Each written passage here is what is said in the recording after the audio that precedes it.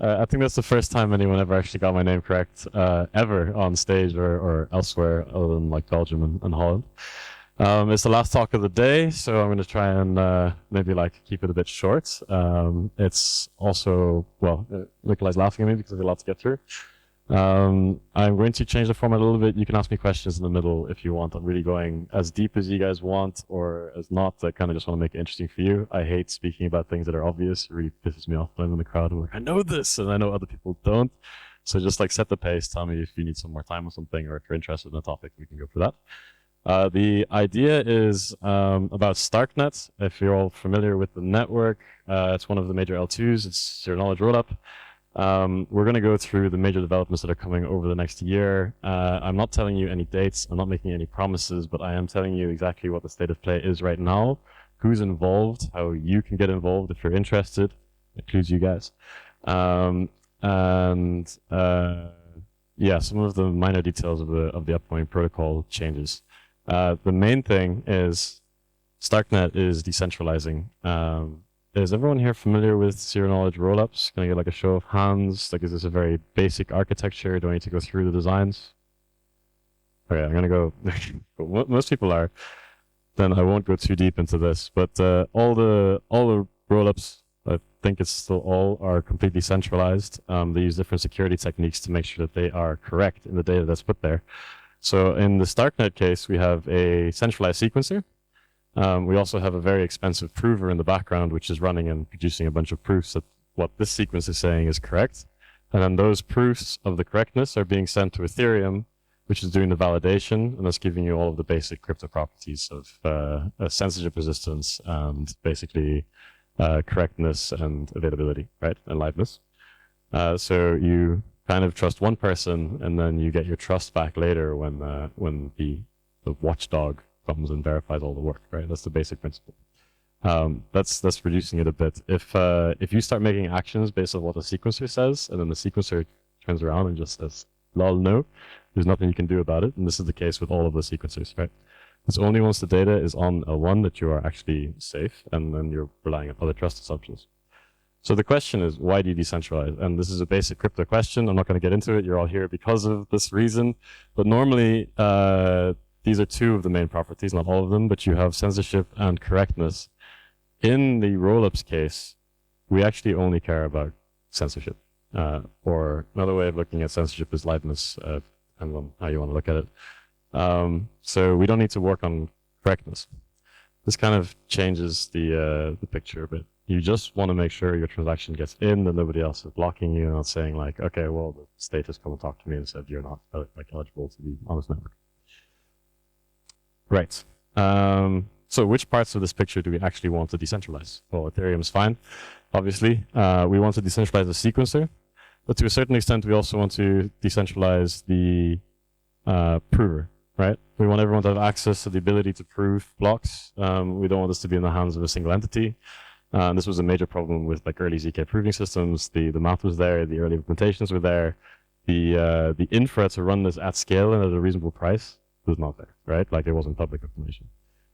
So I think what the rollups really have to do now and to make ZK really successful is to make sure that these kind of proving systems are as public as possible, that people can run on their own personal hardware, that they know exactly what the constraints are, what the costs are, and so on. Right? And as these networks decentralize, we'll start finding out this information. Everyone with me so far? Yeah, cool. I'm going to stop doing that. All right, a lot of what I'm going to cover here is covered in Ilya's talk, who is the designer of this protocol and is very detailed. What I'm going to add to that talk is some of the like more high-level explanations of it, and then more like what we are doing today, like who is working on which parts, what state are they in, like what are the trade-offs that we're trying to fight with. Ilya's talk will give you a very good overview of what the actual structure of the system will look like.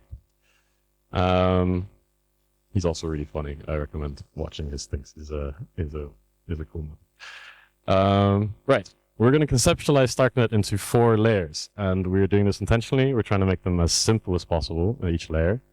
We have the proposal schedule, we've got the L2 consensus, and then the part that's unique to ZK rollups is you have the proving system, and then someone needs to put all those proofs onto the L1, right? It's basically the diagram I showed you before, but we're going to tackle each one of these separate protocols. The first one, I'm not going to do any diagrams, so you're just going to have to imagine. Mostly proposer selection is very simple. We use some randomness from the L1, probably the block hash. I think we've settled on the block hash now. I say this very confidently. I'm not the one doing designs. I just look at the designs. Come on.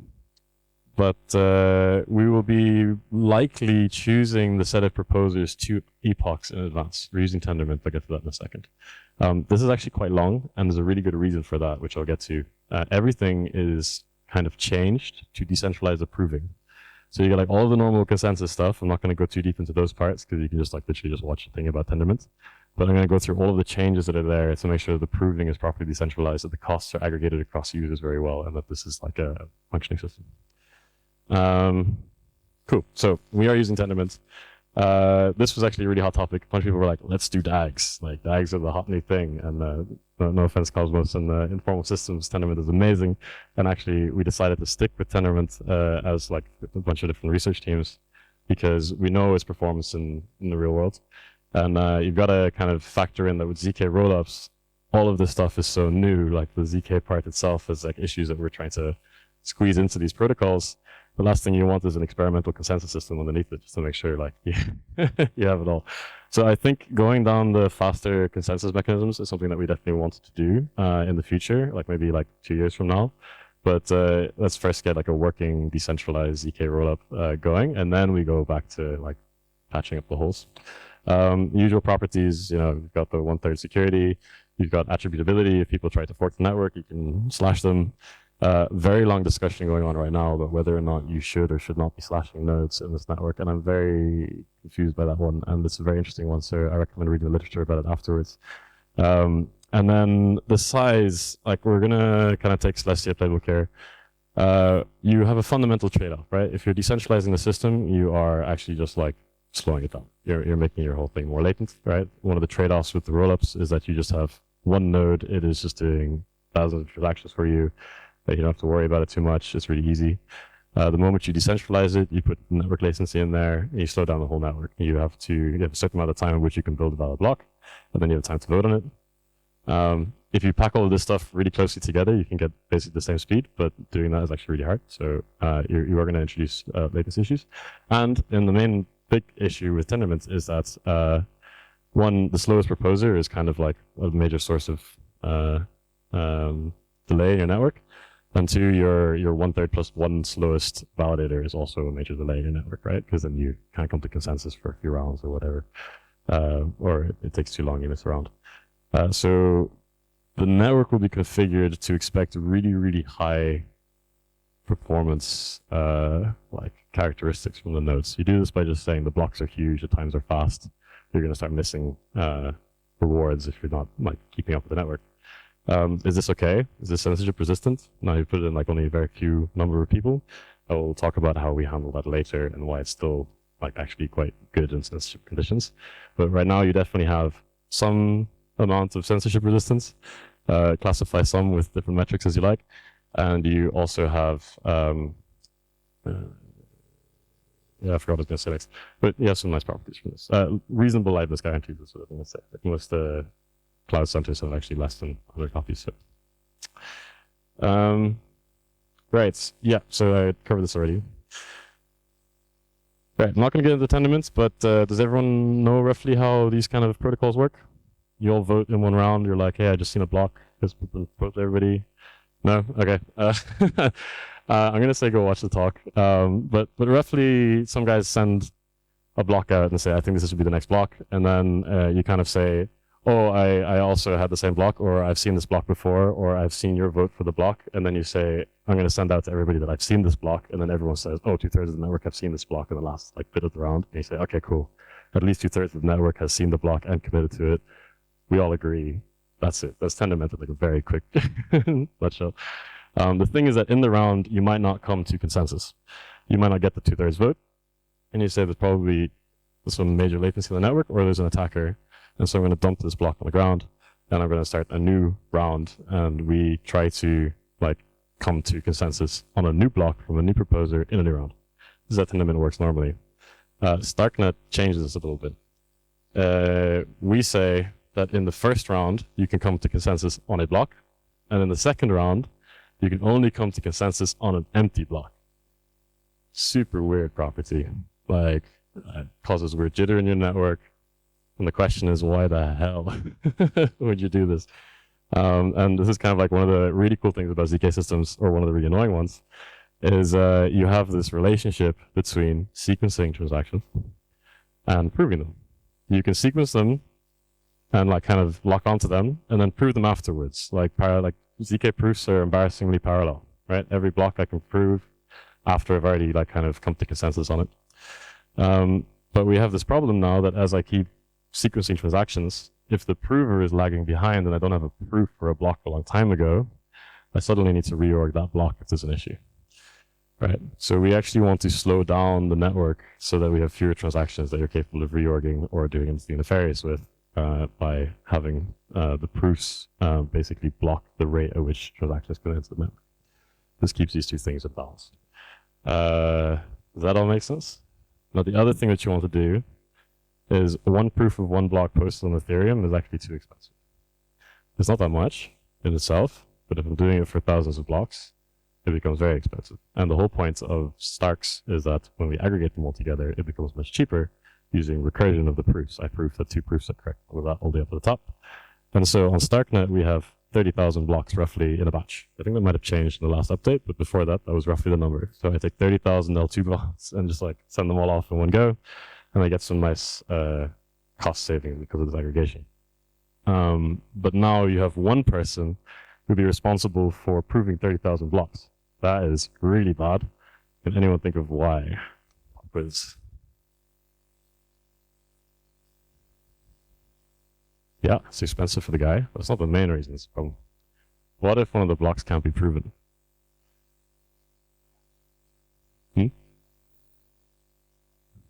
Yeah, well, it's more that he spends a bunch of money, can't prove one of the blocks, so the whole proof is invalid, exactly.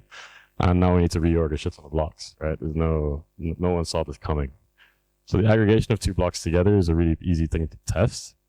The full test of the correctness of the execution engine and the prover is really, really hard. So if there's one little proof right in the middle of this thing that is unprovable, I suddenly wasted a whole bunch of effort and I need to reorg the network for like a crazy amount of time. But nobody wants this. So what we're doing now instead is every block gets proven in another block in the chain, which means that we're constantly producing small blocks, and we're constantly producing small proofs for them, which means like I'm consistently reassured that the proof will be able to be generated, basically, right? Okay, so there's a specific parameter in here called the K parameter, which I don't think anyone's called the K parameter before, but Starknet's K parameter is what we use. And it means that K blocks ago needs to be proven in my block. Otherwise, it's an invalid block, and we come to consensus on no block, we move on, right? This creates a very strange structure. This is one of Ilya's favorite drawings. It's a reference to that. This is a blockchain. Imagine in each of these little squares is a little block, and it goes like through. We've put this zigzag pattern in for a reason, because it kind of like represents rounds. And then you basically have these different proof chains that like overlay it, the different alignments. In each of these strands, the block that is in that chain proves K blocks ago the correctness of that block, right? Which means that one block should prove every K block in a modular fashion all the way through the history. And if they don't come to consensus, you just have an empty block, then your proof will technically contain the empty block proof, which should be quite cheap. Right. In this way, we're consistently getting proofs for blocks. We know that they're doable. And we're distributing the cost of doing the proofs because every single person who produces a block is responsible for producing the proof, K-go. And this is the reason why we've got roughly 2 epochs on the like proposer selection, because they need to know way in advance, I need to prove a block, K blocks ago. Right, so I need to start producing the proof long before it's even my job to start sequencing my transactions. Does it all come together? It's all making rough sense? Cool. How much time have we got left? All right. Right, there's one last bit. Who the hell posts all this stuff to L1? We don't have an answer for that. Partially because it's really simple, and maybe it's not, and we need to do a bunch more work on it. But effectively, you would just choose one entity somewhere in your system, probably one of the proposers, and you say, okay, you've got so much time to choose 3 blocks, or like the heads of each of the proved strands, put them all together, stitch together all of the state transitions, because you just prove in like state transition 1, state transition 2, state transition 3. You need to also prove that the ending of state transition 1 is the start of state transition 2. Right? You need to like do all the stitching all along. If you're understanding this from just my rough explanations, you should really go talk to Ilya. He also asks this, talk to people to come work with him. Then you post it on. This proof should be really simple in some sense. Like the structure of it is very simple, so we can be pretty sure that it won't fail. And this is like the whole point of like splitting up these small little proofs. All the complexity of proving is hidden in these small blocks, and then like it's kind of easy and cheap and verifiable that this intermediate step won't fail. It's like a really important property, right? Because if that fails, then we are back to the problem of having 30,000 block reorgs, which would be horrendous, right? Q. I think I covered all this in the discussion. Right. This is the question. What if I can't prove a block? What do we do? Like we come to consensus on K blocks ago, there was a block that was unprovable. We try to come to consensus, no block comes. There's a specific thing with ZK proofs, which is solvable. I'll talk about it later. But it's really hard to differentiate between a proof that is hard to generate and that's just taking a really long time to come, kind of like a networking failure, or a proof that just doesn't prove, right? Like, the prover just says nope. You can't get a proof that the prover said no, or maybe you can, but that's for the next slide. But you get the idea? So like suddenly we're just getting empty block, empty block, empty block, empty block, and then you say, okay, well I've had like 10 empty blocks, maybe we should reorg. And so one of the big discussions happening right now is like how many blocks should you wait? How big of a reorg is acceptable? Like how many like resources like or fees should you lose for not like producing the blocks? Whose responsibility is it to like say, I think that this network is not producing a block that is provable? This is like the disaster scenario for ZK, like proof systems. This is what everyone's terrified of. Has it happened before? Yes, it has happened before. But it's usually a bug on the execution side that produces state update, and then you can go and patch it and then do the proof. And so it's solvable, but there are definitely cases where if the prover is like got a mistake in it, proofs are very hard to get right. So it could take days for someone to say like, oh, I found a bug in this prover. And so now you've got like a liveness issue for days. Not okay. So the solution would be to just reorg that block out. But then the question is like, how long do you want to make that reorg window and stuff? Or this is something that Nethermind research is working on, and we're trying to see if it's feasible. I think it's one of the coolest little things that we've worked on in a long time. I'm not going to explain the whole diagram, but this is courtesy of Benisa. The idea is we use two ZK systems in conjunction, and we assume that the likelihood of a mistake in both provers happening at the same time is significantly smaller than, right? This is not public work. There will be a blog post about this, so you guys can find it. I'll show links for later. But you're more than welcome to take pictures of it. But does that make sense? So I actually use two ZK systems on two different systems. I'm not going to name any names, but like you could imagine like risk zero or something else. It's another prover. And what you do is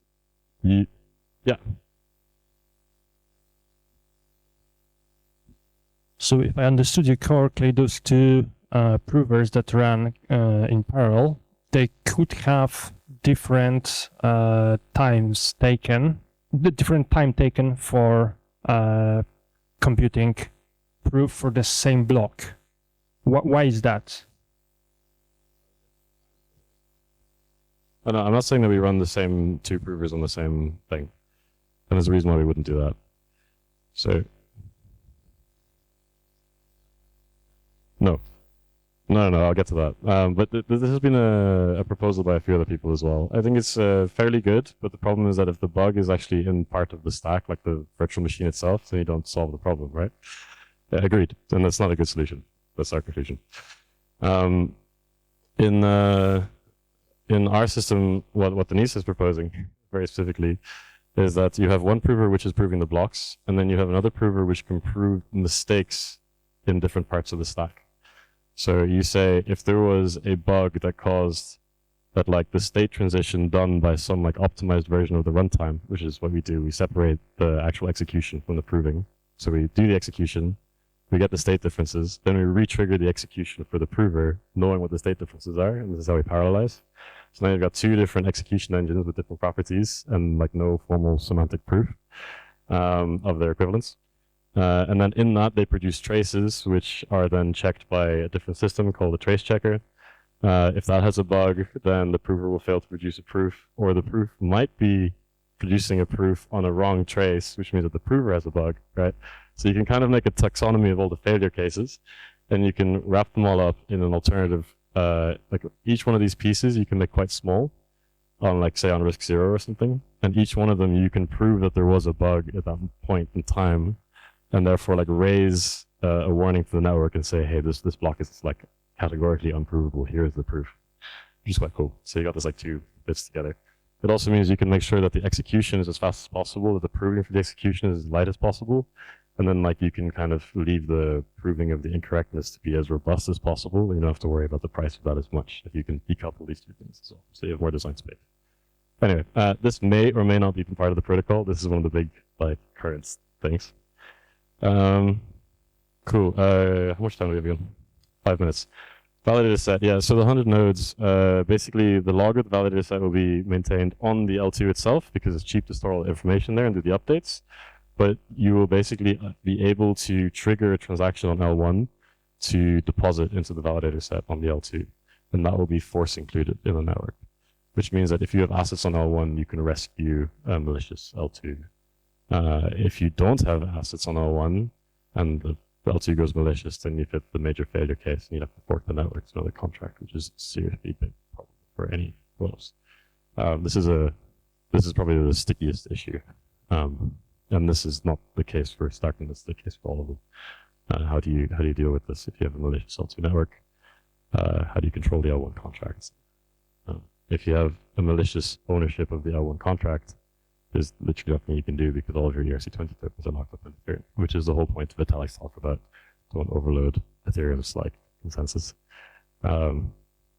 This is the area that needs the most research, in my opinion, outside of the consensus part. We will build a consensus system, it will work, but this is the one where you need to really think hard about how to fix it. Great. I think, yeah, one of the reasons we don't like DAG protocols is because the MEV properties, we don't know what they are. There's not really great literature on what they are. So that's a question to you, the audience. If you're interested in this research topic, and you can say what happens in the DAG-based system when my incentive to actually disseminate steps might not be the same as just like getting the networks to move forward. It would be interesting to know what that is. Great, where are we? Nethermind, which is our company, and we've got some of the engineers here in the room, are working on the consensus implementation. Informal Systems, which design Tendermint, and it's like the guys behind Cosmos, they are working with Starknet a little bit on designing their Tendermint implementation. All three of these entities are working on sequencers to be as fast as possible. This is all ongoing work. Nethermind's implementation is super early. I think Informal Systems is like quite a bit ahead of us. But it means that like we're really gunning to start getting this stuff in next year. So we're talking about like, I don't know, personally, I want Starknet to be the first decentralized, like truly decentralized ZK rollup. Maybe the first decentralized rollup other than like Tycho. Yeah. Oh, do you know something I don't? That's my goal. This is not a commitment from Starknet Foundation, Nethermind, or anyone else on this. Yeah. But I said it was my personal goal. So, right. I think we might be a little bit over time, but since it's the last session, if you guys don't mind, I've got 2 more minutes. This is probably the biggest part, and I think this should probably have been like mainly the point of the talk, but staking is coming to Starknet and it's coming very soon. You might ask, yo, but you still haven't finished like the consensus part. Why are you doing staking? What we want to do is we want to already start lining up the actors and basically get everything done in the same way that Ethereum did, where they launched like most of their staking infra before actually doing the consensus change. It's a really difficult and complex transition, and it involves having a lot of buy-in from different people. So we're sort of like getting the buy-in now. This is part of the operation here. What does it look like? It's a little bit like Celestia. So you've got a set of stakers who are responsible for doing the actual operations for the network. They will have some minimum buy-in. We are considering 20K. Anyone can delegate to them if you don't want to do the technical parts of the staking and just maintain the security of the network with your tokens. There is a particular curve which has been designed by Noam, I think. So tokens will be minted to the stakers. You can find all of this on the community forum. I'll have a link at the end. The amount of rewards decreases the higher the staking set is. This is to try and get a natural equilibrium of tokens locked in the protocol and tokens that are liquid to pay for the actual transaction fees on Starknet.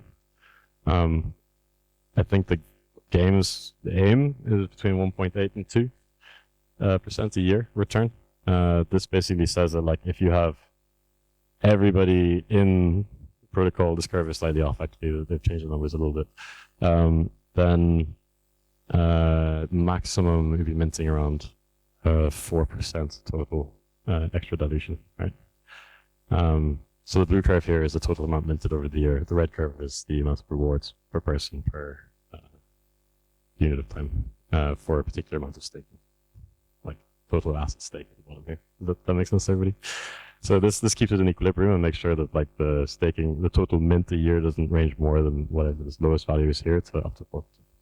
Keeps it in that bound. And the goal is to get to around like 2%.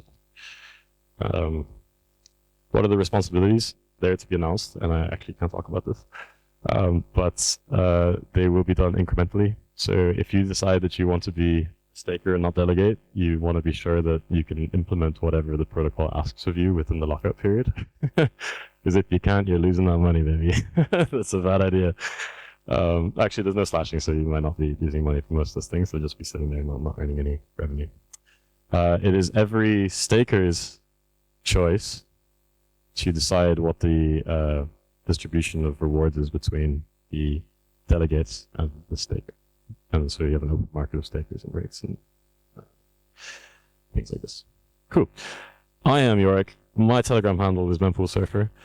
The person who's actually really knowledgeable about this is Denise Dinescu, and this is her email, and she's more than happy to answer any questions or get you involved in the conversations. We're trying as hard as possible to get these things out in the open, so it's like really easy to follow where they are.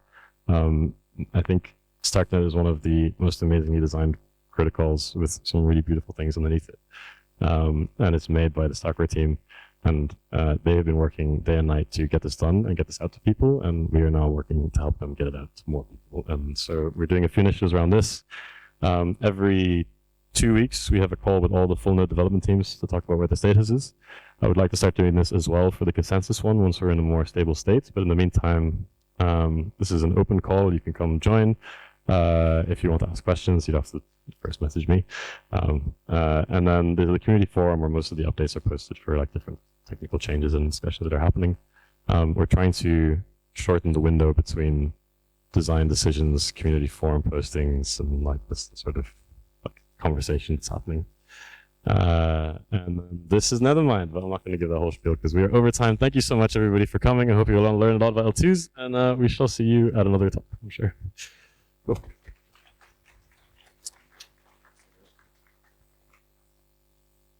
Sorry, I just gave the nod to like turn off the cameras.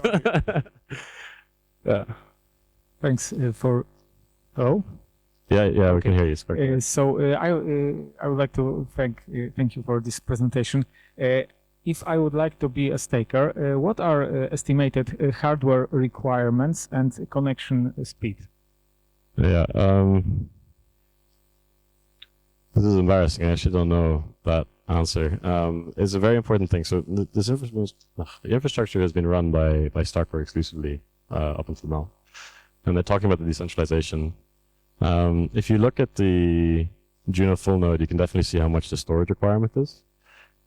Which Nikolai, do you happen to know what the current full node size is in dB?